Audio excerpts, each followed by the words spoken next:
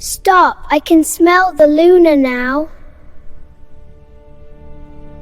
The royal decree arrives at dawn, sealed with wolf's blood and ancient magic, declaring that the 3-year-old heir to the throne must choose the future Luna before the next full moon, or the Shadow Peak kingdom will fall into chaos. Pack law is absolute. The child prince, little Cadwallon, stands blindfolded in the grand ceremonial hall. His tiny hand extended, guided by his father Alpha King Trarehern through a line of 20 eligible she-wolves from the noblest bloodlines across the 5 kingdoms.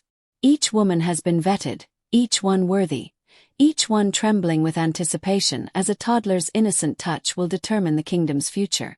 But there's a secret carved into the very stones of this palace, a forbidden bloodline that walks among them, hidden in plain sight, waiting for this exact moment.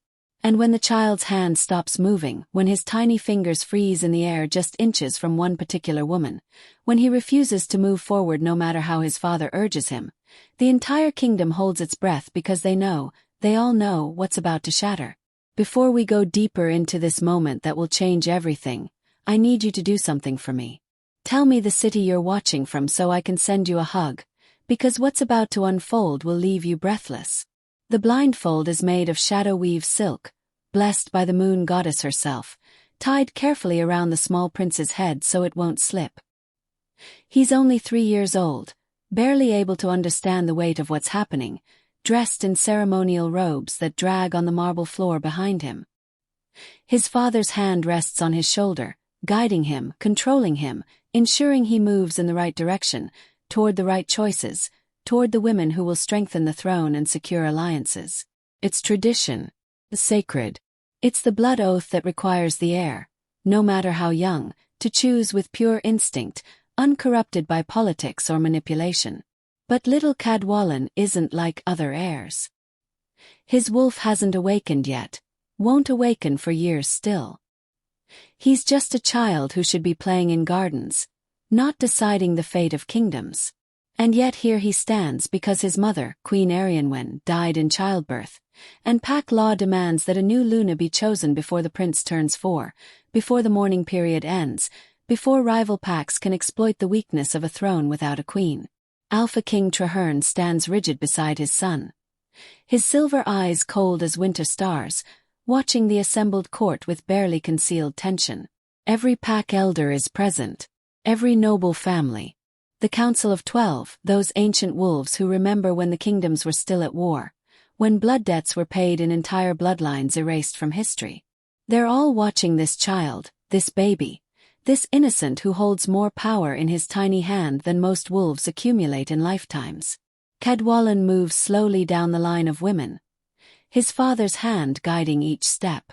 The hall is so silent you can hear the torches crackling, hear the rapid breathing of 20 she-wolves who have prepared their entire lives for this moment, who have been groomed and trained and taught how to stand perfectly still, how to smell appealing, how to mask their fear with confidence. But one of them doesn't belong here. Her name is Rhiannon, and she shouldn't even be alive. She stands 7th in line, her heart hammering so hard she's certain everyone can hear it. She's wearing a borrowed gown, deep emerald silk that doesn't quite fit her frame. Her scent has been masked with expensive perfumes, her hair styled by servants who whispered nervously as they worked, her hands trembling despite her attempts to appear calm. Because Rhiannon isn't from a noble bloodline. She isn't even from a recognized pack. She's from the Shadowborn, the forbidden bloodline that was supposed to have been wiped out in the Purge 20 years ago, when Alpha King Trarehern declared them corrupted by dark magic and ordered every last one of them hunted down and destroyed. But Rhiannon survived. Hidden away by a sympathetic servant. Raised in secret in the lower villages. Given a false identity. False history. False life. And now she's standing in this line because of a conspiracy she doesn't fully understand, placed here by forces she can't control, caught in a web of political machinations between rival packs who see an opportunity in chaos. The Northern Pack wants to destabilize Trarehern's rule. The Eastern Pack wants revenge for an old slight. And the mysterious benefactor who arranged Rhiannon's place in this ceremony has told her that if she's chosen, if somehow this child's pure instinct recognizes her, She'll finally have the power to expose the truth about the purge, about what really happened to her people, about the lies that have kept the kingdom blind for 2 decades. But that all depends on little Cadwallon stopping when he reaches her. The child has already passed 3 women. His father guides him past Gwennifer of the Mountain Pack, who has been preparing since the Queen's death was announced, past Morfud of the River Clans, whose father paid an enormous tribute for her place in this line, past Branwen of the Coastal Territories, who is said to be the most beautiful she-wolf in 3 generations. The little prince's expression is hidden behind the blindfold, but his body language speaks volumes. He's confused, tired. This ceremony has already gone on too long for a 3-year-old's attention span. His free hand clutches at his father's robes, seeking comfort, seeking permission to be done with this strange game. But something changes when he gets closer to Rhiannon. Despite the perfumes, despite the magical masking, despite everything they've done to hide what she is, the child's pure instinct responds to something in her presence. His steps slow. His head tilts, as if he's listening to something only he can hear. His tiny hand extends further, reaching out with the unerring accuracy of innocence. He moves past the 4th woman, a 5th, a 6th, and then he's standing in front of Rhiannon. His small hand hovers in the air between them. His fingers twitch. His whole body goes still. And then, in a voice high and clear and completely certain, he says, "Mama." The word detonates through the hall like an explosion. Because that's not supposed to happen. The child isn't supposed to speak during the choosing. The child isn't supposed to recognize anyone as Mama. He's choosing a Luna, a queen, not a mother. But instinct doesn't lie. Pure instinct, uncorrupted by politics or manipulation, sees truth that adults have learned to hide from. Alpha King Trarehern's hand tightens on his son's shoulder. Cadwallon, move forward. Keep walking. But the child doesn't move. His hand is still extended toward Rhiannon, and now he's pulling against his father's grip, trying to move closer to her, trying to reach her. "Mama," he says again, more insistent now, and there are tears in his voice because he doesn't understand why his father won't let him go to the person his soul recognizes, the person who feels like safety and warmth and home. Rhiannon's hands are shaking. She doesn't know what to do. She wasn't prepared for this. Nobody was prepared for this.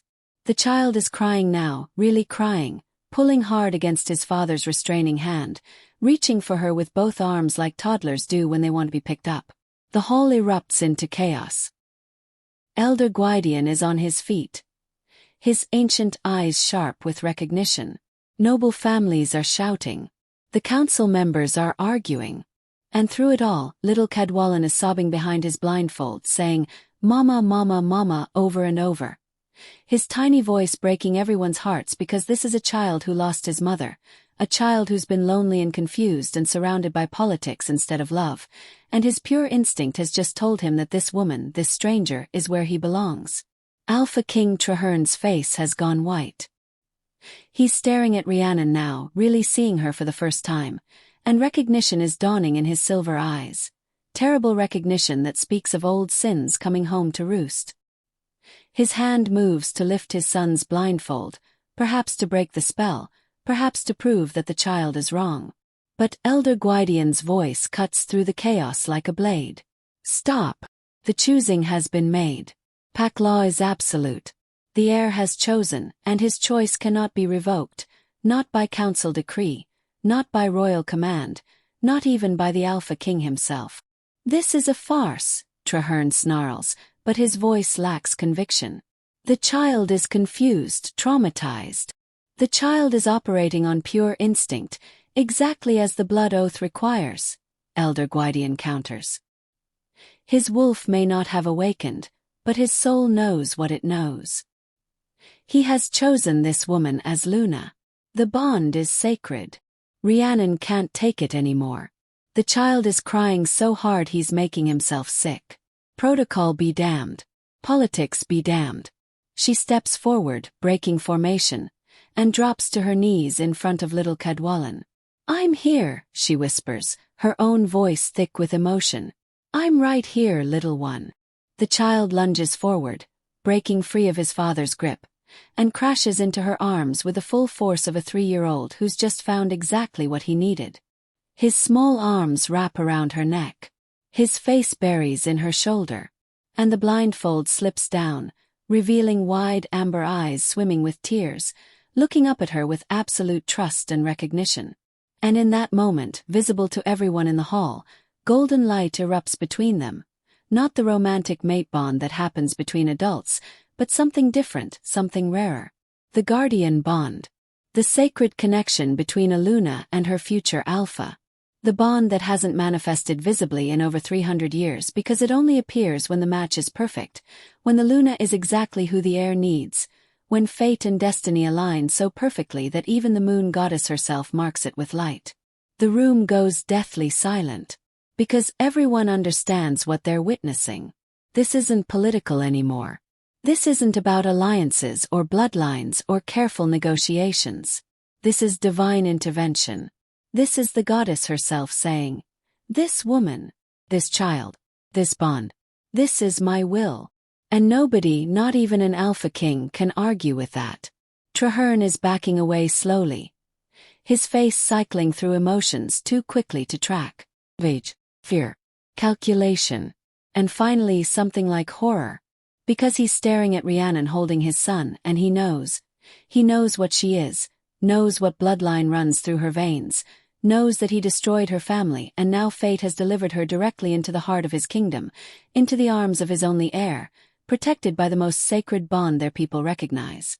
"You," he breathes, moving forward, his power radiating outward in waves that make lesser wolves drop to their knees. "You're supposed to be dead. The Shadowborn were all." He stops himself, but too late. The words are already out there, already heard by everyone in the hall. The confession implicit in his shock. The admission that he knows what she is, knows what bloodline she comes from, knows that the purge wasn't about corruption at all but about elimination, about genocide, about erasing a threat to his power. Rhiannon lifts her chin, still holding the little prince who's clinging to her like she's his lifeline. "My name is Rhiannon, daughter of Angharad of the Shadowborn line, and I am the last survivor of the bloodline your king murdered in cold blood 20 years ago. I am the heir to the true throne of Shadowpeak, and your son's pure instinct has just chosen me as his Luna before the moon goddess and every witness assembled here." The hall erupts again, but this time it's different. This time there's shock, yes, but also something else. A ripple of recognition, of old stories remembered, of historical truths that were buried but not completely forgotten. Because the Shadowborn weren't just any bloodline. They were the original royal family, the first pack to rule these lands, until they were overthrown 3,000 years ago by the Mountain Pack, Trarehern's ancestors, in a brutal coup that history has been carefully rewritten to erase. The Shadowborn were said to possess abilities the other packs feared.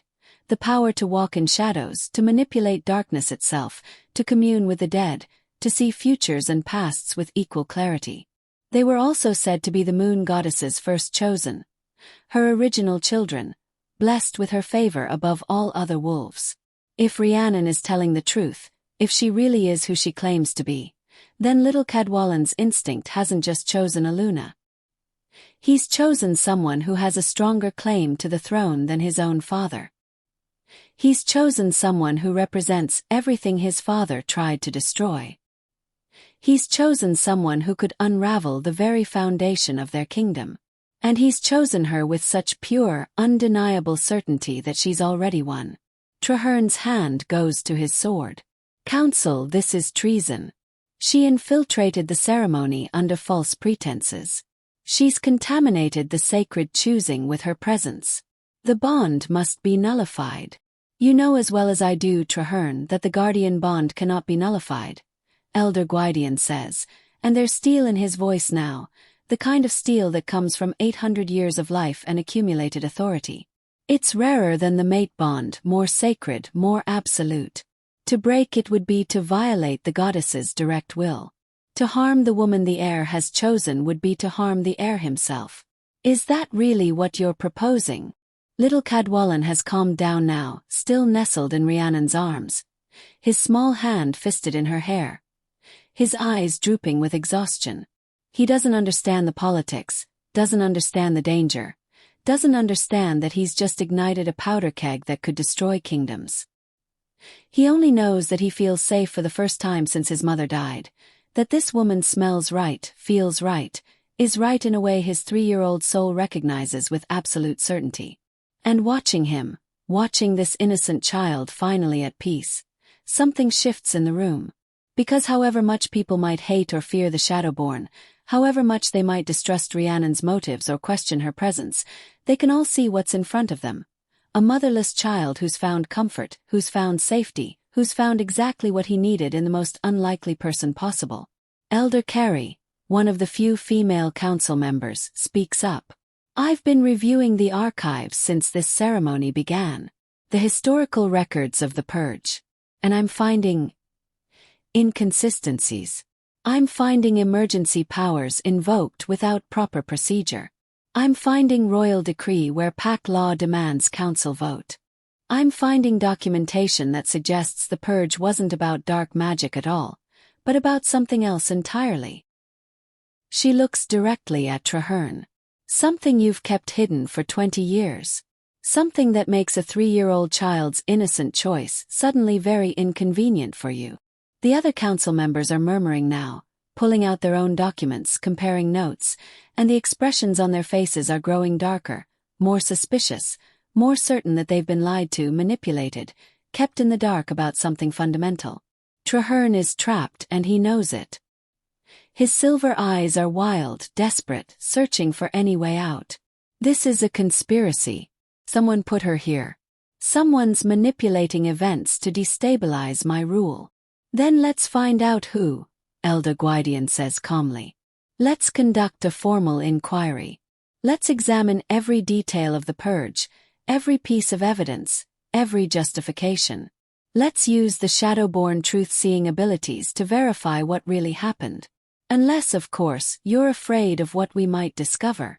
The challenge is direct and public. To refuse now would be to admit guilt before the entire council, before every noble house, before the assembled representatives of every pack in the kingdom. Trarehern's jaw works. His hands are fists at his sides. The fury radiating from him is palpable, dangerous, barely controlled.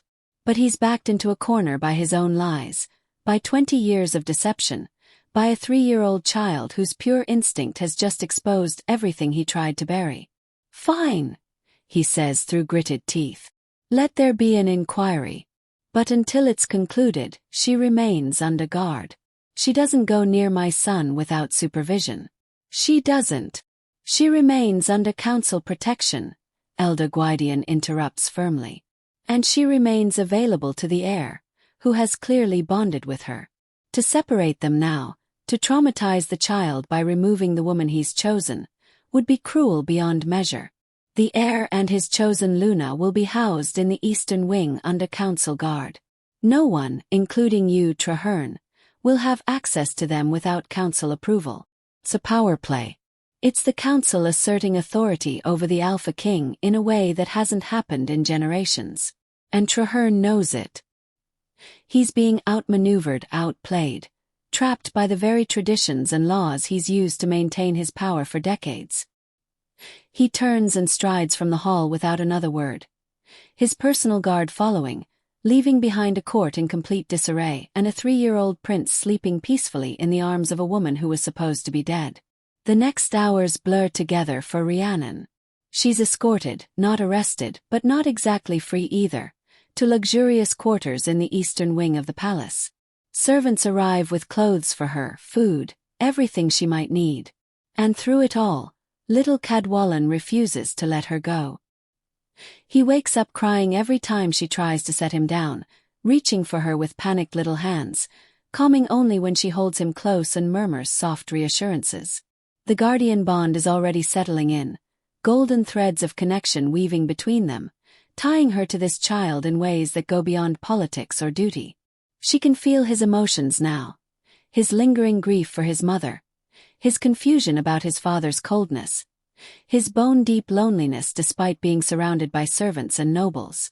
She can feel his need for safety, for warmth, for someone who sees him as a child instead of a political tool. And against all logic, against every survival instinct screaming at her to stay detached, to remember why she's here, to focus on revenge and justice and exposing the truth, Rhiannon finds herself falling in love with this little boy who chose her. Elder Gwydion visits as evening falls, finding Rhiannon sitting in a cushioned chair with Cadwallon curled in her lap, finally sleeping soundly. The old wolf studies them both with those ancient, knowing eyes. "It's real, isn't it?" Rhiannon whispers. "This bond. It's not just political convenience or divine manipulation. It's real. The guardian bond is the rarest gift the goddess gives," Gwydion says quietly, settling into a chair across from her. "It only manifests when the Luna is perfectly matched to the heir's needs. Not wants. Need. That little boy needs someone who will protect him without ulterior motives, who will love him without conditions, who will put his well-being above politics and power and personal ambition." "But I have ulterior motives," Rhiannon says, her voice breaking. "I came here for revenge, for justice, to expose his father and reclaim what was stolen from my people. And now I'm holding his son and I can't imagine letting him go." Tears streaked down her face. "I can feel him, Gwydion. I can feel his little heart, his fears, his need for love. And all I want to do is keep him safe, even if it means giving up everything I came here for." Gwydion nods slowly. "That's how you know the bond is real. That's how you know the goddess chose well. You're already putting his needs before your own revenge." "But I still want justice," Rhiannon says fiercely. "I still want the truth exposed. I still want Trarehern to answer for what he did to my family, my people." "And you'll have it," Gwydion assures her. "But now you'll fight for it not just as a survivor seeking vengeance, but as a Luna protecting her future alpha. You'll fight smarter, stronger, with the full authority of your bond and your position." Trarehern thought he could eliminate the Shadowborn threat 20 years ago. Instead, he's just guaranteed that a Shadowborn Luna will raise and shape the next Alpha King. He's sown the seeds of his own undoing. The old wolf stands, moving toward the door. "The inquiry begins in 3 days. Until then, rest. Bond with the child. Let him trust you completely. Because when the truth comes out, when everything his father has built starts crumbling, that little boy is going to need someone absolutely steady to hold on to. Someone who loves him more than power, more than revenge, more than anything else in this world." He pauses at the threshold. "You asked why the goddess would choose you for this. Now you know. Not because you're Shadowborn, though that matters. Not because you have a claim to the throne, though that matters too. But because you're exactly who this child needs. And in the end, that's all that really matters." The door closes softly behind him, leaving Rhiannon alone with the sleeping prince and the weight of destiny pressing down on her shoulders. Over the next 3 days, the bond strengthens. Little Cadwallon follows Rhiannon everywhere, his small hand always tucked into hers, his face lighting up whenever she smiles at him. He shows her his favorite toys, tells her rambling 3-year-old stories that don't quite make sense, falls asleep in her lap every afternoon and wakes up reaching for her every morning. The servants watch with a mixture of awe and terror, because they've all seen how withdrawn the prince has been since his mother died, how he barely spoke, barely played, barely seemed like a child at all. And now he's transformed, animated, laughing, acting like the toddler he should have been all along. But there are also incidents. On the 2nd day, Rhiannon's food is found to be poisoned. The taster catches it just in time, collapsing with foam at his lips before any reaches Cadwallon or Rhiannon. The investigation reveals nothing. No culprit. No trail. Just another accident. That night, someone tries to breach their quarters. The guards stop the intruder, but not before he gets close enough to leave a message carved into their door. Shadowborn die. Always have. Always will. Rhiannon doesn't sleep that night. She sits in a chair positioned where she can see both the door and the window, little Cadwallon sleeping peacefully in his bed nearby, completely unaware of the danger swirling around them. And throughout it all, Rhiannon can feel her Shadowborn abilities waking up, stirring after 20 years of suppression. She starts seeing things. Flickers of truth beneath people's words, glimpses of intention behind smiles, shadows that don't quite match the bodies casting them. It's overwhelming and frightening and exhilarating all at once. On the morning of the third day, the day of the inquiry, Rhiannon wakes before dawn to find little Cadwallon already awake, sitting up in his bed, looking at her with those serious amber eyes that seem too old for his face. "You scared," he says. Not a question, a statement. Rhiannon doesn't lie to him. "Yes, little one. I'm scared." "Why? How do you explain political conspiracies and genocidal kings and ancient grudges to a 3-year-old? How do you tell a child that his father is a monster without destroying his whole world?" "Because today is a very important day," Rhiannon says carefully. "Today, a lot of people are going to talk about things that happened a long time ago. And some of those things might make people angry or sad." Cadwallon considers this with the seriousness only small children can muster. Then he climbs out of bed, walks over to her chair, and pats her knee with his tiny hand. "Is okay. I protect you." And despite everything, despite the fear, despite the danger, despite knowing that this 3-year-old has no power to protect anyone, Rhiannon's heart breaks and heals simultaneously because this child, this innocent child, has just promised to protect her, has just offered the only comfort his small self knows how to give. "Thank you, little wolf," she whispers, pulling him into her lap. "That means everything to me." He nestles against her chest, his thumb finding his mouth, his other hand fisting in her dress. "Love you, Mama," he mumbles around his thumb. And Rhiannon freezes. Because he's said it. The word that changes everything. The word that makes this bond something more than political necessity or divine intervention. The word that makes her responsible for this child's heart, his happiness, his entire future.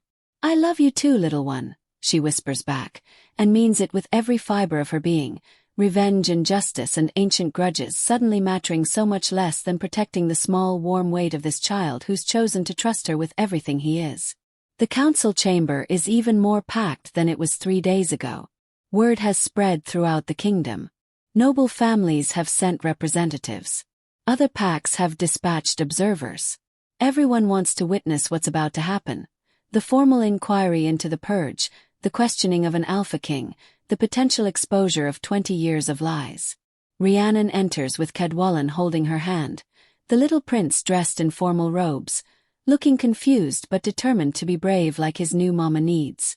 The sight of them together, the Shadowborn survivor and the tiny heir, the guardian bond visible as golden shimmer in the air around them, sends ripples through the assembled crowd. Alpha King Trarehern is already seated at the head of the council table.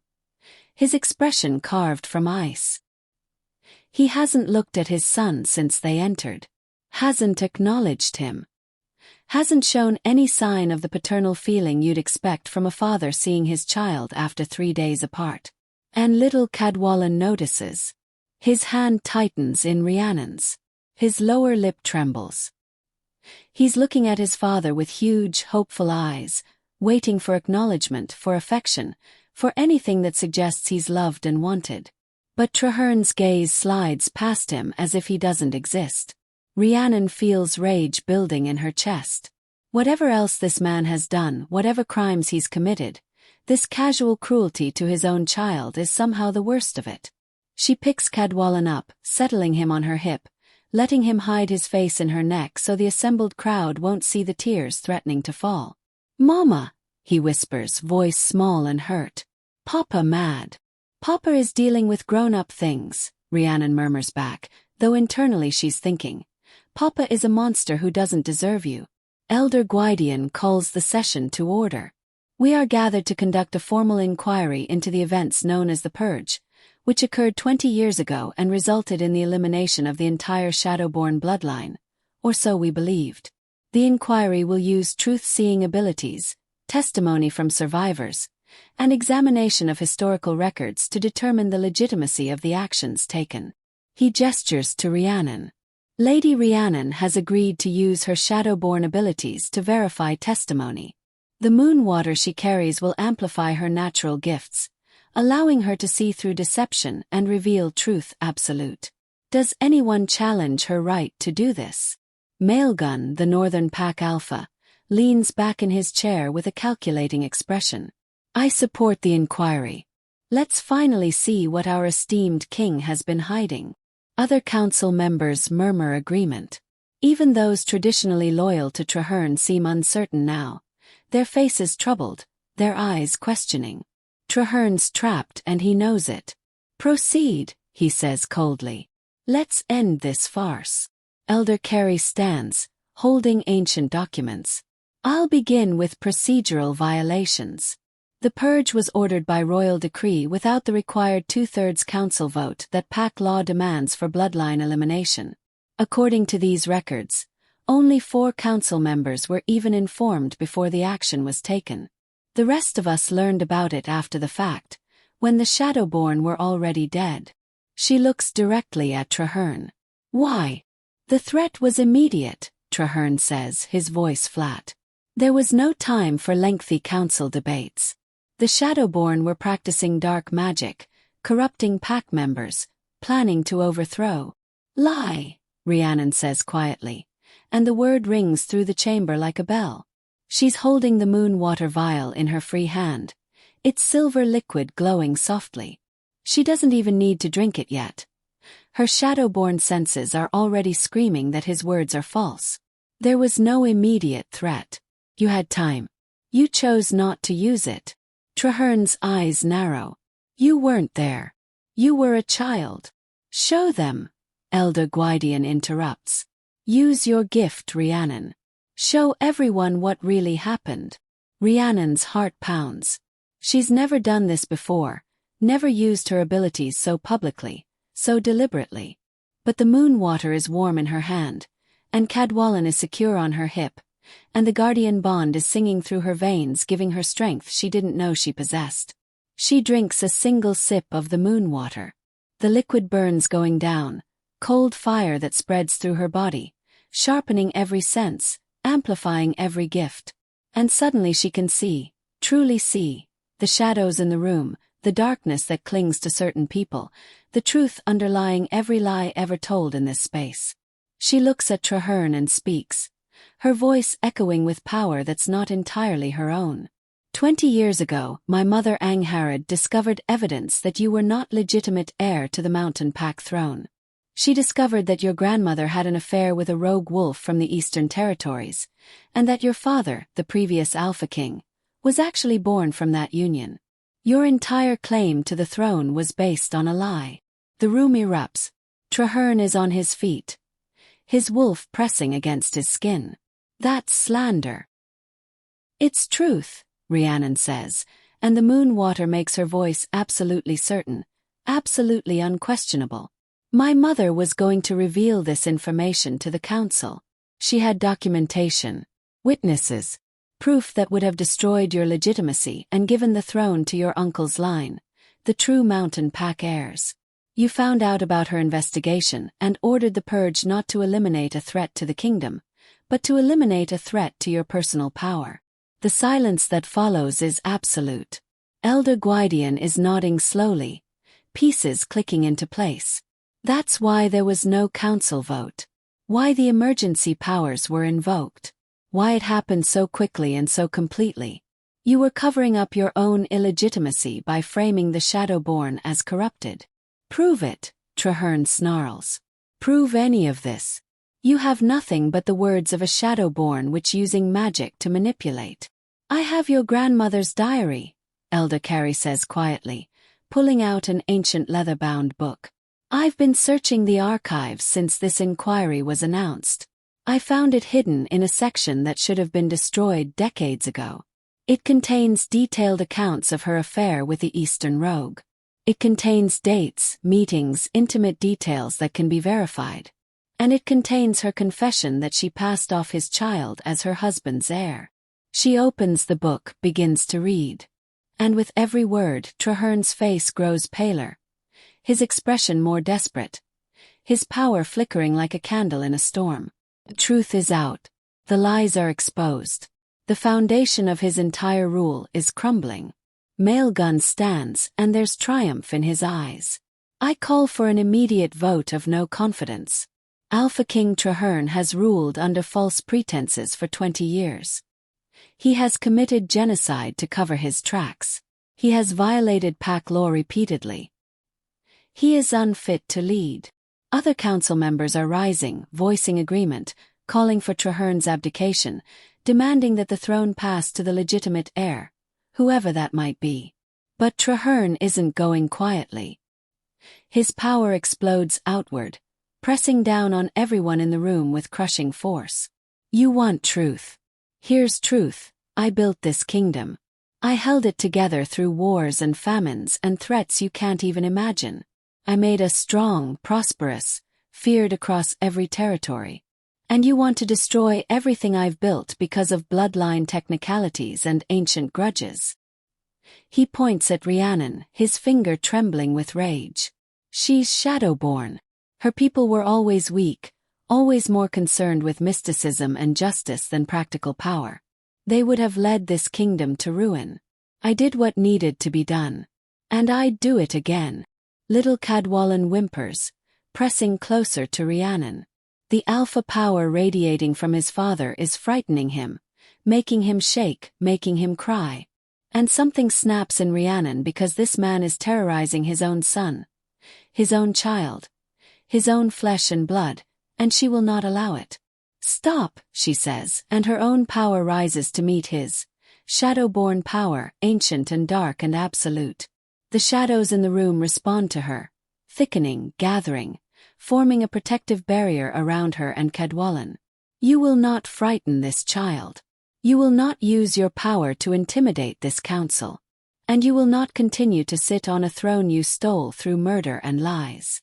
The shadows expand, pushing back against Trarehern's alpha presence, and for the first time in 20 years, the Alpha King is forced to step back, forced to retreat, forced to acknowledge that there's power in this room greater than his own.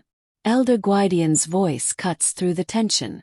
Trarehern, you have 3 choices. 1. Abdicate immediately and peacefully, naming your son as heir under council regency until he comes of age. 2. Face formal trial for genocide, bloodline fraud, and violation of pack law, with a likely outcome being execution. 3. Force us to remove you by combat, which, given the circumstances, would unite every faction in this kingdom against you. The Alpha King looks around the room, seeing nothing but condemnation in every face. Even his own guards are stepping back, uncertain, their loyalty wavering as they realize the depth of his deception. He's alone, completely alone, surrounded by enemies he created through decades of lies and violence. His eyes finally land on his son, still nestled in Rhiannon's arms, still crying softly from the display of terrifying power. And for just a moment, something like regret flickers across Trarehern's face. Something almost human, almost paternal. Cadwallon, he says quietly, and the little boy's head lifts, hope sparking in his tear-filled eyes. You're weak, just like your mother was weak. Just like I feared you'd be. But you're still my blood, still the heir. And maybe, his voice cracks slightly, maybe you'll be a better king than I was. If she doesn't destroy you first. He looks at Rhiannon with such hatred that it's palpable. You've won. Congratulations. You've destroyed everything I built, everything I sacrificed for. I hope you're satisfied when this kingdom tears itself apart without me holding it together. The kingdom won't tear itself apart, Elder Gwydian says firmly. It will rebuild on truth instead of lies, on justice instead of fear, on legitimate authority instead of stolen power. That's what real strength looks like, Trarehern. Something you never understood. Trarehern's shoulders slump. The fight goes out of him all at once, leaving him looking old, diminished, defeated. I abdicate. The throne passes to Prince Cadwallon, with council regency as required by law. I'll leave the palace by nightfall and retire to the northern territories. And I'll never, he swallows hard, I'll never see my son again. That's probably for the best. Little Cadwallon makes a small, hurt sound. Because he's 3 years old and doesn't understand politics or justice or the complex reasons why his papa is suddenly leaving forever. He only knows that his papa never loved him the way children need to be loved, never held him the way Rhiannon holds him, never made him feel safe and wanted and cherished. "Papa," he says in a tiny voice. "You go." Trarehern looks at his son for a long moment. And then, without answering, without touching him, without offering any comfort or explanation that a 3-year-old could understand, he turns and walks out of the council chamber, his guards trailing behind him, leaving behind a broken kingdom and a motherless, now fatherless child who deserves so much better than what he's been given. The door closes, the silence stretches, and then little Cadwallon breaks down completely, sobbing into Rhiannon's neck with the kind of heartbreak that only children can experience. Absolute, overwhelming, world-ending grief. "Mama, why Papa leave? Why he no love me?" Rhiannon holds him tight, her own tears falling into his soft hair. "I don't know, little wolf. I don't know. But I love you. I love you so much. And I promise you will never feel unwanted again. I promise you'll always have someone who chooses you, who stays with you, who loves you exactly as you are."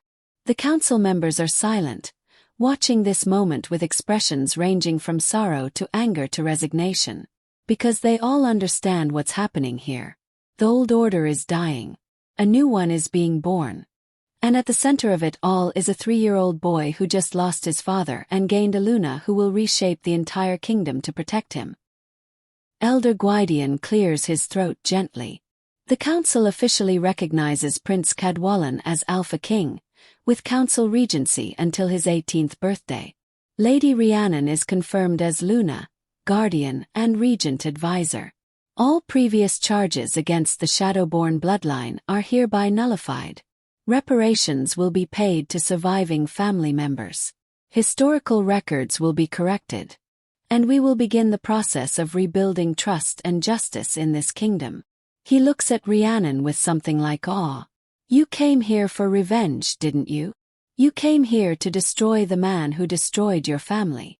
"I did," Rhiannon admits quietly, still holding the sobbing child. "And instead you gained a son, a throne, and the power to rebuild everything that was broken. The goddess works in mysterious ways. The goddess gave me more than I deserved," Rhiannon whispers. "She gave me him." The next weeks blur together in a whirlwind of political restructuring and personal adjustment.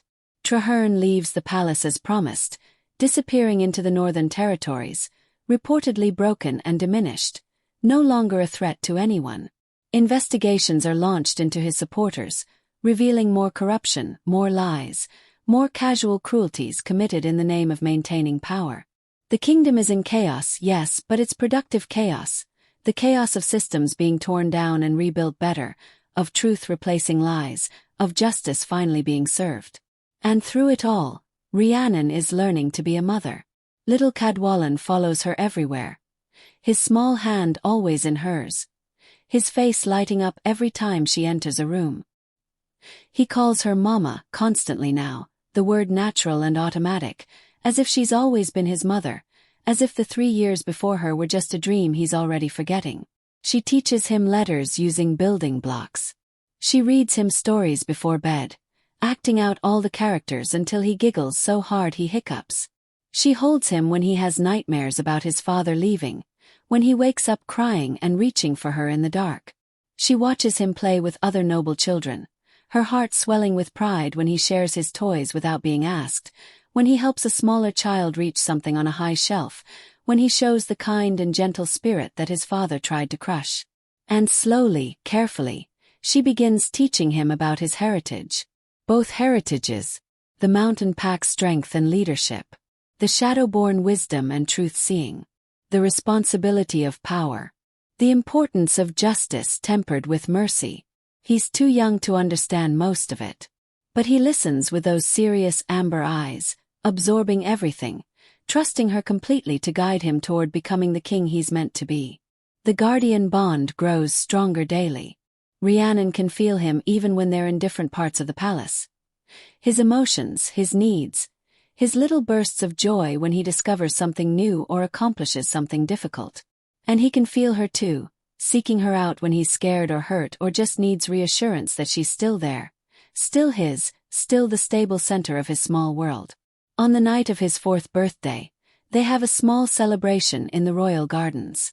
Just a few trusted advisors, a few children from noble families, servants who've grown to love the little prince. There's cake, Cadwallan's face covered in frosting within minutes.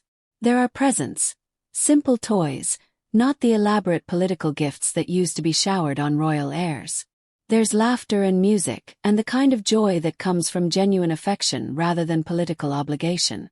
And Cadwallan, sitting in Rhiannon's lap while servants light candles on his cake, looks up at her with those amber eyes that hold more trust than any child should have to give and says, "Best birthday ever, Mama. Because you here." Rhiannon's throat tightens with emotion. "I'll be here for every birthday, little wolf. Every single one. I promise. Even when I big. Even when you're big. Even when you're all grown up and wearing the crown and ruling the kingdom. I'll still be here." He considers this seriously. "You be here when I old like Elder Gwydion." The advisors around them laugh softly. Elder Gwydion himself chuckles. "I certainly hope she is, young king. You'll need her wisdom for many years to come." Cadwallan nods, satisfied, and turns his attention to blowing out candles with the concentrated effort only small children employ for important tasks. Later, after he's asleep in his bed, clutching a stuffed wolf toy that Rhiannon gave him, Elder Gwydion finds her standing on the balcony overlooking the kingdom, lost in thought. "You're thinking about what comes next," he observes, joining her at the railing. "I'm thinking about how we got here," Rhiannon says quietly. "How a choosing ceremony that was supposed to be about political alliances and bloodline preservation somehow resulted in this. In a 3-year-old choosing the woman whose family his father destroyed. In fate or the goddess or whatever power moves through this world, deciding that the best way to heal old wounds was to bind the survivors together in the most unbreakable way possible. Do you regret it? Regret him?" Rhiannon shakes her head firmly. "Never. He's the best thing that's ever happened to me. But sometimes I wonder what my mother would think. Whether she'd see this as justice or as betrayal. I got everything she fought for. Throne access, truth exposed, Shadowborn legacy restored. But I got it by raising the son of the man who killed her." "Your mother was a truth seeker," Gwydion says thoughtfully. "She would have seen the truth of what you're doing here. You're not just raising Trarehern's son. You're raising the next Alpha King, shaping him into someone who will rule with wisdom and compassion, who will honor the Shadowborn legacy and heal the rifts his father created. You're ensuring that the genocide her generation suffered will never happen again, because the king himself will carry Shadowborn values in his heart." Pauses. "That's not betrayal. That's the most perfect revenge and the most complete justice I've ever witnessed. You've won not by destroying your enemy's bloodline, but by redeeming it." Rhiannon lets that sink in, feeling the truth of it settle into her bones. "He asked me yesterday if his papa was bad," she says softly. "Cadwallan." He's starting to hear whispers, starting to understand that people think poorly of Trarehern. "And he looked at me with those huge eyes and asked if his papa was a bad person, and if that means he'll be bad too." "What did you tell him?" "I told him that his papa made bad choices, but that choices aren't destiny. That he gets to decide who he becomes. That having bad bloodline doesn't make you bad, and having good bloodline doesn't make you good. It's what you choose to do with your power that matters." She smiles slightly. He thought about it for a minute and then said, "I choose good, Mama. I choose to be good like you." Gwydion's eyes are suspiciously bright. "That child is going to be a magnificent king. Because he has you." "We have each other," Rhiannon corrects gently. "The guardian bond goes both ways. He saves me as much as I save him." And it's true. Because before Cadwallan, Rhiannon was defined by her losses. Her dead family, her murdered people, her stolen heritage. She was driven by revenge and anger and the need to expose truth no matter the cost. But now she's defined by what she's gained. By the small hand that reaches for hers every morning. By the sleepy voice that murmurs, "Love you, Mama," every night. By the responsibility of shaping a future king into someone who will rule with justice and mercy, strength and compassion, honor and wisdom. She's defined by love. And it's transformed everything. Years pass. The kingdom stabilizes. The council regency works smoothly, with Rhiannon providing guidance and Elder Gwydion providing experience and the younger council members providing fresh perspectives. Reforms are implemented. Fairer laws, better protections for lower-class wolves, reconciliation programs for families affected by Trarehern's brutal reign. And Cadwallon grows.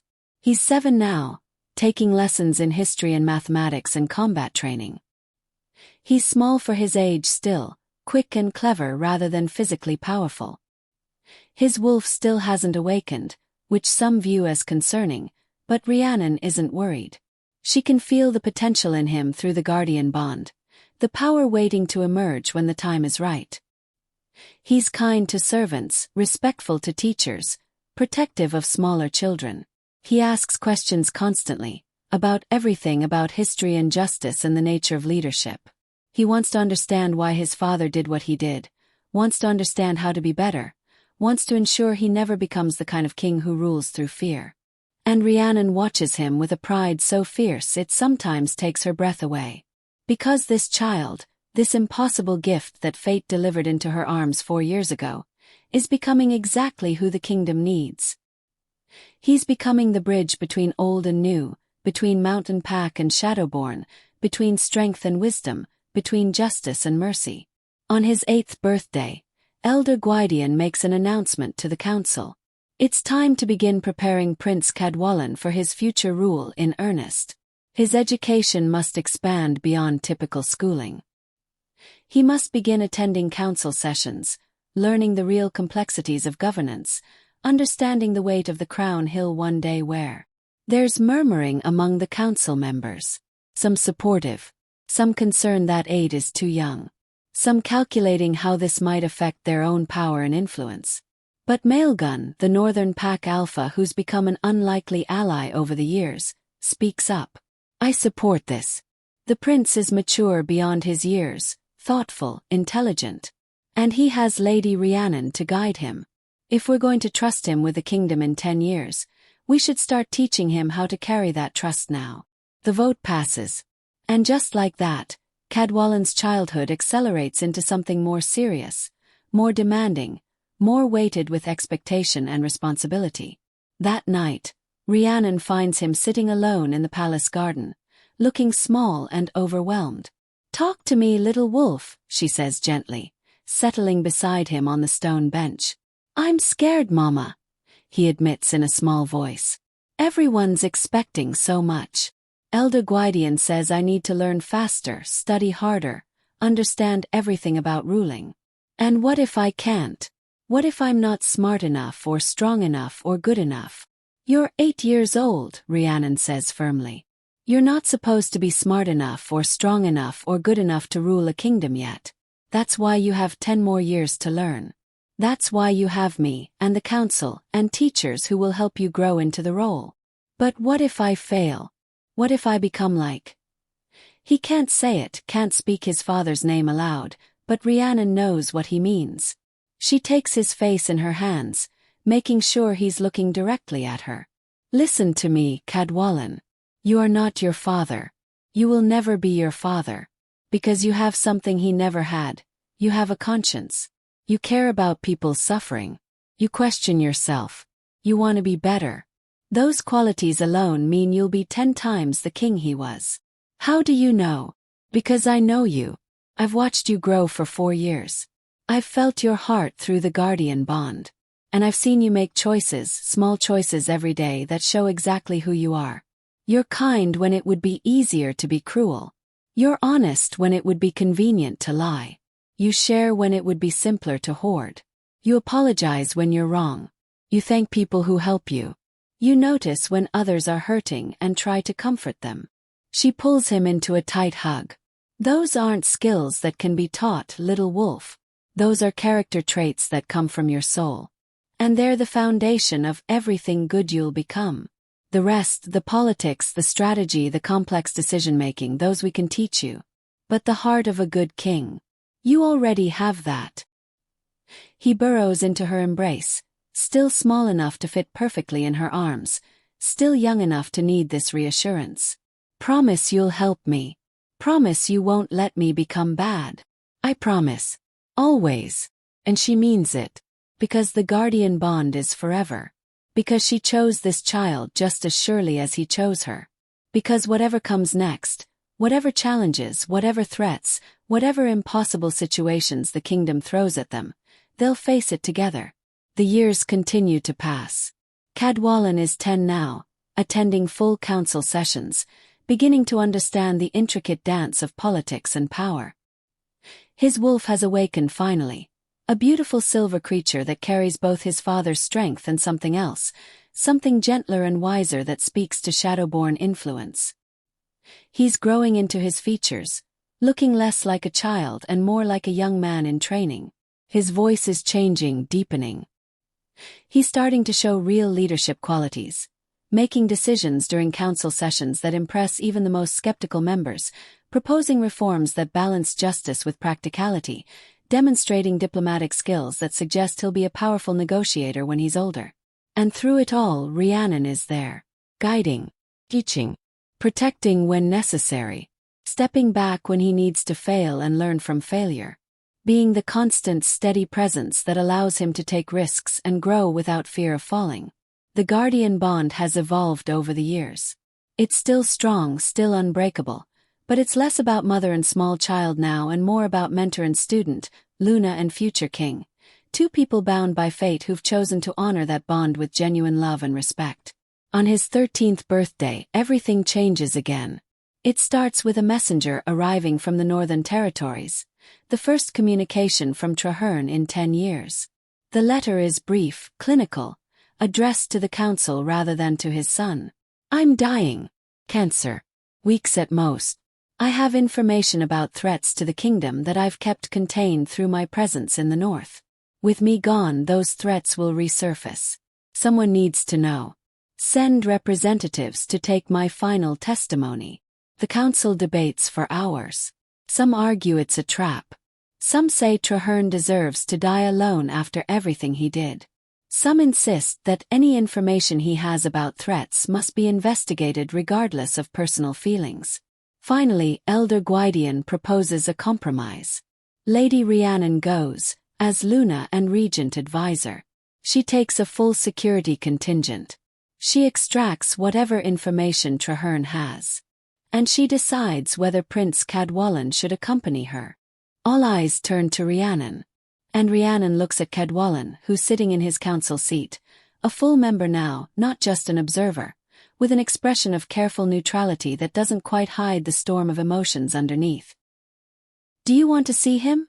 She asks quietly, ignoring protocol, ignoring the assembled council, focusing only on the young man who's been her son in all but blood for 10 years. Cadwallon is silent for a long moment. Then, I don't know. He's my father. I should want to see him. But he left me. He never. His voice cracks slightly. He never loved me. Not really. Why should I care if he's dying? You shouldn't have to care, Rhiannon says gently. You don't owe him forgiveness or understanding or a final reconciliation. But sometimes, seeing someone in their weakest moment, hearing their last words, getting answers to questions you've carried for years, sometimes that brings closure. Is the ability to finally let go and move forward without carrying their shadow. He pauses. Or sometimes it just reopens wounds. I can't tell you which it would be for you. Only you can decide if you're strong enough to face him, or if staying away would protect your heart better. The council waits. The moment stretches. Finally, Cadwallon straightens in his seat, looking suddenly older than his 13 years. I'll go. Not because I want to forgive him. Not because I want a relationship. But because I need to understand. I need to look him in the eye and see the man who destroyed my Luna's family and abandoned his own son. I need that truth before I can fully rule this kingdom. And Rhiannon's heart breaks and swells simultaneously because he's so brave, so thoughtful, so determined to do hard things because they're right rather than easy. Then we go together, she says firmly. As we always have. The journey north takes 3 days. Cadwallon is quiet most of the trip, lost in thought, occasionally asking Rhiannon questions about his father. Things he barely remembers, things he only knows from stories and historical records. What was he like before? Before the purge, before he became? Cadwallon trails off, unsure how to finish. I don't know, Rhiannon admits. I was only 3 when it happened. But Elder Gwydion told me once that your father wasn't always cruel. That he started out idealistic, wanting to make the kingdom strong and prosperous. But power corrupted him. Fear of losing that power corrupted him further. And by the time he realized what he'd become, it was too late to turn back. Is that what will happen to me? Cadwallon asks, and there's real fear in his voice. Will power corrupt me too? Rhiannon reaches across the carriage, taking his hand. The fact that you're asking that question is exactly why it won't. Corrupt leaders never question themselves. Never worry about becoming monsters.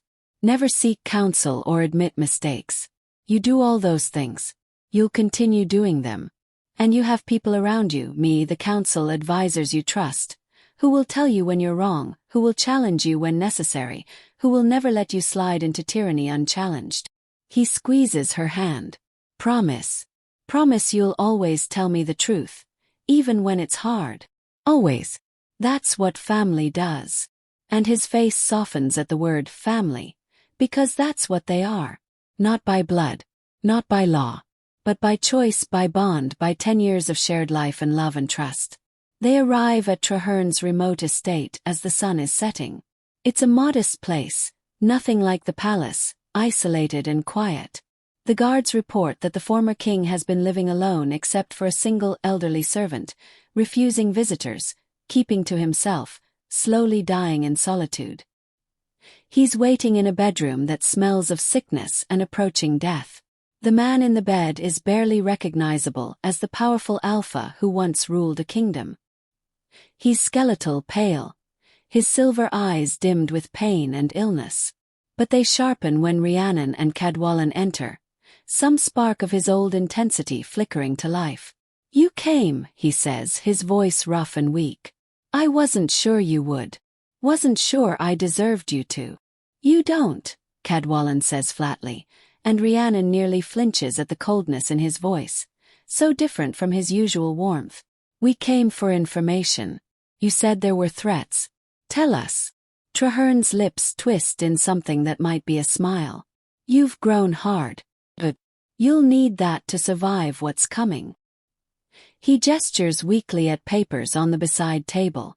There's a faction, wolves who were loyal to me, who believe the council betrayed me, who've been building forces in the northern territories for the past decade. They're calling themselves the Pure Bloods. They want to overthrow the current regime, eliminate the Shadowborn influence, meaning you, Rhiannon, and restore what they call proper mountain pack rule. Rhiannon's blood runs cold. How many? At least 300 warriors. Maybe more by now. They've been recruiting from disaffected packs, from wolves who feel the kingdom has become too soft, too focused on justice and mercy instead of strength and conquest. They're led by Madig, my former general. He's been waiting for me to die because he knows my presence was the only thing keeping them from attacking openly. Why didn't you stop them? Cadwallon demands. Why didn't you report this to the council? Because they were mine, Trarehern says simply. My creation. My philosophy taken to its logical extreme. How could I condemn them for believing everything I taught them for 40 years? How could I betray people whose loyalty I commanded, whose cruelty I rewarded, whose brutality I encouraged? He looks directly at his son, and there's something like regret in those dimming eyes. I built a kingdom on fear and violence, Cadwallon. And even though I'm gone, even though the council has tried to reform everything, that foundation is still there. Those values are still alive in hundreds of wolves who remember the old ways and want them back. You're going to spend your entire reign fighting against the darkness I unleashed. Good, Cadwallon says. his voice steady despite the tremor in his hands. Because that means I get to build something better. Something that proves your way was wrong. Something that shows strength doesn't have to mean cruelty, that power doesn't require brutality, that a kingdom can be both safe and just. Pride flashes across Trarehern's face. Genuine, unmistakable pride. You'll be a better king than I ever was. Can see it already. She raised you well. He looks at Rhiannon, and his expression shifts to something complex. I hated you. Did you know that? From the moment you appeared at the choosing ceremony. I hated you for surviving, for exposing my lies, for being everything I tried to destroy. But watching you now, seeing what you've made of my son. His voice breaks. Thank you. For loving him when I couldn't. For being what he needed when I failed him. For making him into someone worthy of the crown I defiled. Rhiannon doesn't know how to respond to that. She settles for simple honesty. I didn't do it for you. I did it for him. Because he deserved better than what you gave him. I know. Trarehern looks back at Cadwallon, really looks at him, perhaps seeing him clearly for the first time. I'm sorry, son. I'm sorry I was a terrible father. I'm sorry I abandoned you. I'm sorry I let my ambition and fear destroy any chance we had of. He coughs, harsh and wet. I don't expect forgiveness. I just wanted you to know that you were never the problem. The weakness I saw in you. That was actually strength I was too broken to recognize. Your kindness, your conscience, your compassion, those are your greatest weapons. Use them. Build the kingdom I should have built. Be the king I should have been. Cadwallon stands rigid, fighting visible emotion. I don't forgive you. Can't. You hurt too many people. You destroyed too many lives. What you did to Mama's family, to her. That's unforgivable. I know. But I'll use what you've told me. I'll stop Madig and his pure bloods. I'll prove that your way was wrong. And I'll make sure that future generations remember Trarehern the Cruel as a warning, not a model. That's more than I deserve. Trahern's eyes are closing now. Exhaustion pulling him under. Go. Before I say things that will only make this harder. Tell Gwydion. Tell him I'm sorry for wasting the gift he gave me when he supported my ascension. Tell the council. Tell them they made the right choice. He pauses, gathering strength for final words. And Cadwallon. Your mother, your real mother Arianwen. She would have been so proud of who you've become. She always wanted you to be kind, to be just, to be better than me. She got her wish. And then he's done. His eyes close. His breathing becomes labored. The conversation is over. Rhiannon and Cadwallon leave the room in silence. They make it to the carriage before Cadwallon breaks, tears finally falling, body shaking with suppressed sobs. I don't know what I feel, he gasps out between sobs. I should hate him. I do hate him. But he apologized. He thanked you. He said my mother would be proud. And I wanted that so badly, wanted him to see me, to acknowledge me, to say I was worth something to him. And now that he has, I don't know what to do with it. Rhiannon pulls him close, letting him cry, letting him break, because he's still 13 and entitled to the messy, complicated emotions that come with dying fathers and fractured relationships. You don't have to know what to do with it, she murmurs. You don't have to forgive him or hate him or feel any particular way. You're allowed to hold contradictory feelings, to be angry at what he did and sad that he's dying, to hate who he was and grieve for who he might have been, to be relieved he's gone and heartbroken that he never loved you properly when he was here. All of those feelings can exist at the same time. There's no wrong way to feel about this. They stay like that for a long time. Future king and his Luna, bound by ties stronger than blood, mourning and celebrating simultaneously the death of a man who shaped both their lives in terrible and profound ways. Trarehern dies 3 days later. News spreads quickly across the kingdom. There's no public mourning, no grand funeral, no pretense that he deserves honor. He's buried quietly in the northern territories, and the kingdom collectively moves forward without looking back. But Madig doesn't stay quiet for long. 2 weeks after Trahern's death, reports start coming in. Pure blood raids on border villages, attacks on caravans, propaganda being spread about restoring the old ways. Recruitment efforts intensifying.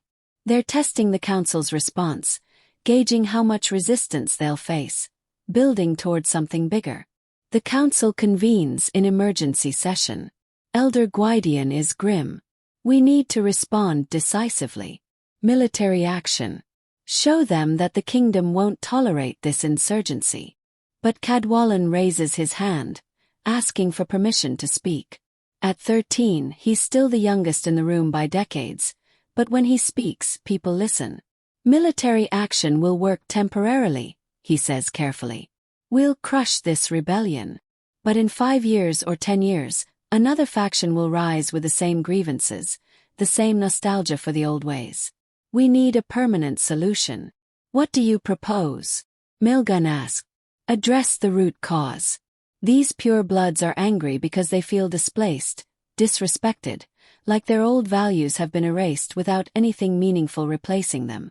They're not just fighting for Trarehern's memory. They're fighting for identity, for purpose, for a sense that they matter in the new kingdom. He leans forward. So we give them that.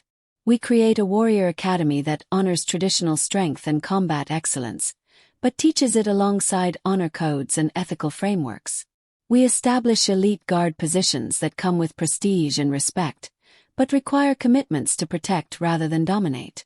We show them there's a place for strength in a just kingdom, that they don't have to choose between their identity and our values. The council is silent, considering. Elder Carey speaks up. It's idealistic. It might not work. But it might, Cadwallon interrupts gently.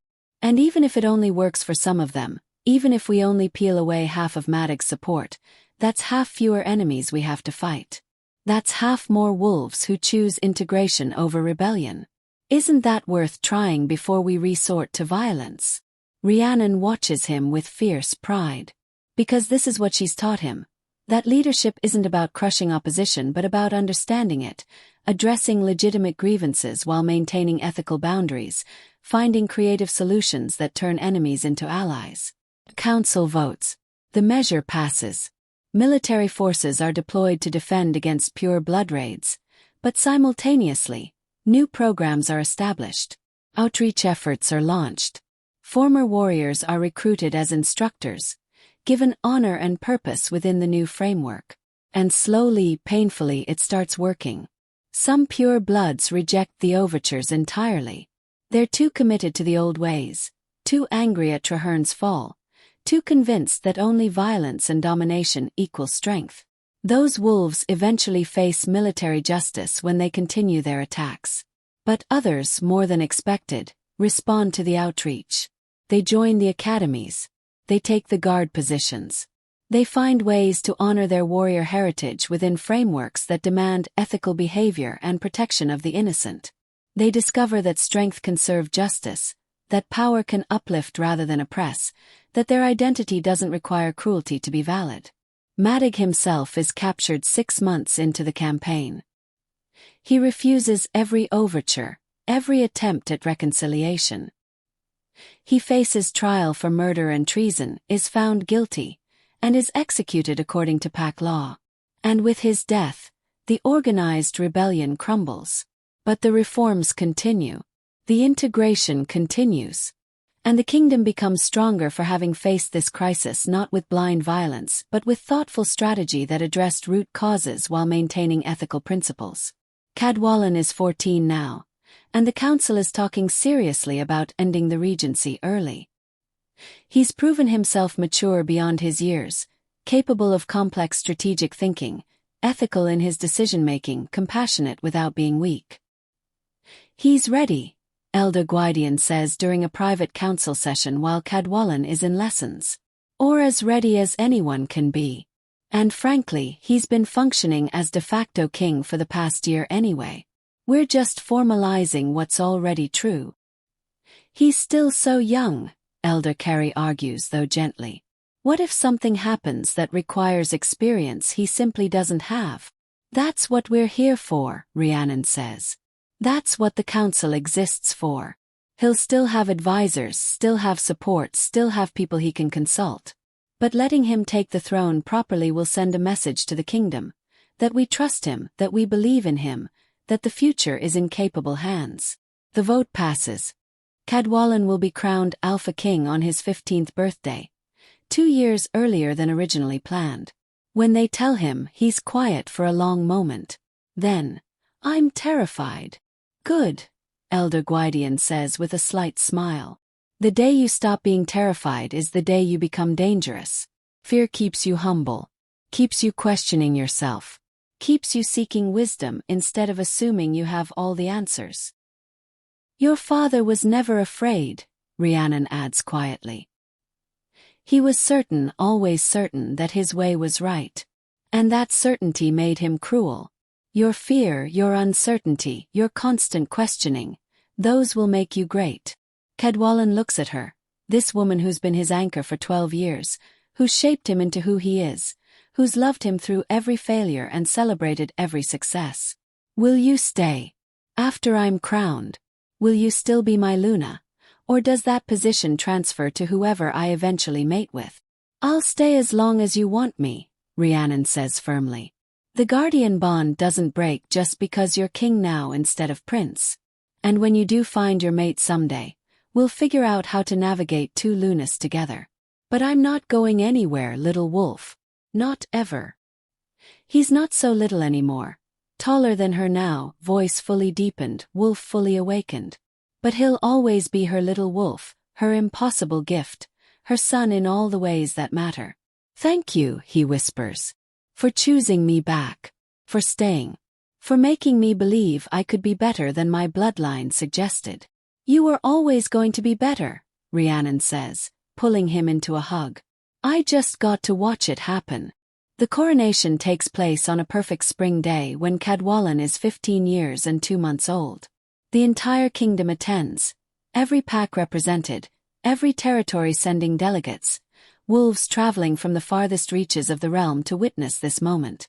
The ceremony is traditional but reformed, honoring old customs while incorporating new values. Cadwallon swears oaths not just to strengthen the kingdom, but to protect the weak, to pursue justice, to rule with wisdom and mercy, to honor all bloodlines equally, to be servant leader rather than tyrant. When the crown is placed on his head, a new crown forged specifically for him, incorporating both mountain pack silver and Shadowborn shadow crystal, the assembled crowd erupts in cheers. And Rhiannon, standing beside him as Luna and regent advisor, feels tears streaming down her face because this is it. This is the culmination of everything they've built together, everything they've fought for, everything that impossible choosing ceremony 12 years ago set in motion. The kingdom has a new king. Good king. Just king. A king who was raised by the very bloodline his father tried to destroy, shaped by love instead of fear, taught that strength serves justice rather than oppresses the innocent. It's the most perfect revenge and the most complete redemption imaginable. After the ceremony, during the celebration feast, Elder Gwydion approaches Rhiannon with an ancient document. "I've been waiting for the right moment to show you this," he says quietly. "It's from your mother. She left it with me 30 years ago, before she started gathering the Shadowborn bloodline, before Trarehern learned about her investigation. She had a vision. Shadowborn seers could glimpse possible futures, you know, and she wrote down what she saw." He hands Rhiannon the yellowed parchment. Her mother's handwriting, elegant and certain. "I have seen a future where my daughter survives the coming storm. Where she stands in a ceremonial hall and a child, innocent and pure, chooses her as his guardian. Where she raises him into everything our bloodline represents. Wisdom, justice, truth, compassion balanced with strength. Where she becomes Luna not through conquest but through love, and changes the kingdom from within rather than tearing it down from without. I don't know if this future will come to pass. Futures are fluid, changeable, dependent on 1,000 small choices. But if it does, if my daughter survives, if she finds this child, if she's given this impossible opportunity, then everything we've fought for will have meaning. Our bloodline won't just survive. It will transform the very kingdom that tried to destroy us. That's worth any sacrifice." That's worth any price. Rhiannon, if you're reading this, I'm proud of you. I'm grateful for you. And I'm sorry I won't be there to see the magnificent future I know you'll build. Choose love, my daughter. Choose redemption over revenge. Choose building over destroying. And trust that the goddess has a plan greater than any we can imagine. With eternal love, Angharad. Rhiannon can't speak. Can't process the implications. Her mother saw this. For her. Saw Cadwallon.